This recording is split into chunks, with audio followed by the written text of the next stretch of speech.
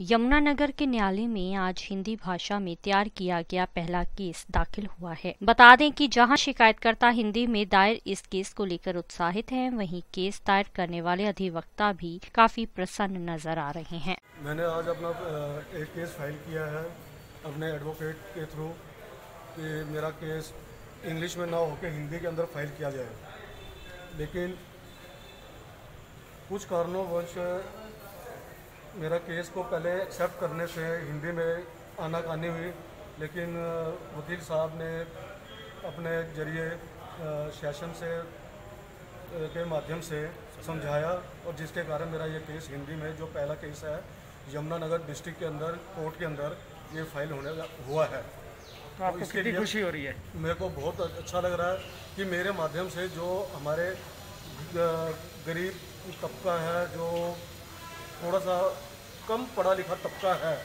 और उसको यानी कि हिंदी के अंदर अपना केस पढ़ने में समझने में उसको आसानी रहेगी और उसको ये पता चलेगा हाँ मेरा केस कैसे चल रहा है। कई बार क्या होता है कि कुछ मैं ये नहीं कह रहा कि सभी, कुछ एडवोकेट होते हैं जो अपने क्लाइंट को गुमराह करते हैं, जो कम पढ़े लिखे होते हैं गुमराह करते हैं, जिसके कारण कई जो क्लाइंट होते हैं अपना केस हार जाने के बाद कईयों ने सुसाइड भी किया है, कई घर से बेघर भी हुए हैं, जिन्होंने अपना मकान बेच के अपना केस फाइल करते हैं।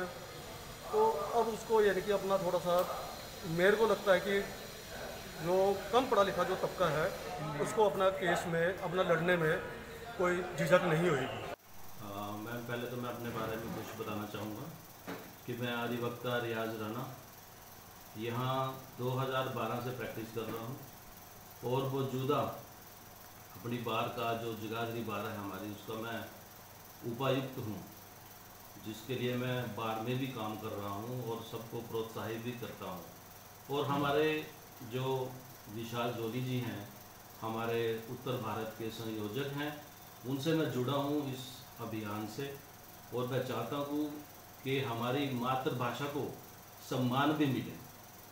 और सम्मान कैसे मिलेगा कि हम अपनी मातृभाषा में काम करें, न्यायालयों में भी काम करें, ताकि जितने भी एक्चुअल में ज़्यादातर हमारे जो वकील आते हैं उनको इंग्लिश नहीं आती, वो चाहते हैं कि हमारा काम हिंदी में ही हो और ताकि उनको पता लगे कि हमारे केस में क्या गतिविधियां हो रही हैं। विशाल जोली पंजाब एवं हरियाणा उच्च न्यायालय में प्रैक्टिस करता हूं और भारतीय भाषा अभियान से जुड़ा हुआ हूं गत 4 वर्षों से। 2015 में अधिवक्ताओं के एक समूह ने भारतीय भाषा नामक संगठन का गठन किया, जिसका उद्देश्य था जनता को न्याय जनता की भाषा में मिले। इसको लेकर के हम लगभग 800 सेमिनार पूरे भारतवर्ष में कर चुके हैं। हरियाणा में हम 90 में से 78 विधायकों के मांग पत्र पर हस्ताक्षर कर माननीय राज्यपाल जी को सौंप चुके हैं। अभी 11 मई 2020 को कैबिनेट द्वारा एक ऑर्डर पारित हुआ है, जिसमें अनिवार्य रूप से हिंदी को लागू किया गया है। उसी कड़ी में आज यमुनानगर में रियाज अहमद के द्वारा हिंदी में पहला केस यमुनानगर जिले में डाला जा रहा है। क्या उद्देश्य क्या है सर इसका?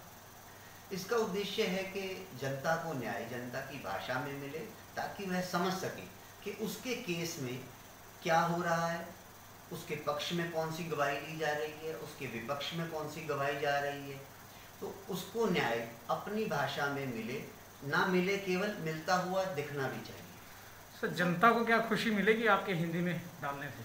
देखिए, सेंसेक्स के आंकड़े कहते हैं कि 98% भारतीयों को अंग्रेजी नहीं आती, तो क्या केवल 2% लोगों के लिए ही अंग्रेजी की व्यवस्था ठीक रहेगी? जजेस, हमारे माननीय न्यायाधीश भी इसी देश से हैं, हम अधिवक्ता, हम भी कोई विदेश से नहीं आए हुए हैं, और जो हमारे मुवक्किल हैं, क्लाइंट हैं, वो भी अपनी ही भाषा में हमें अपना दर्द दुख पीड़ा व्यक्त करते हैं।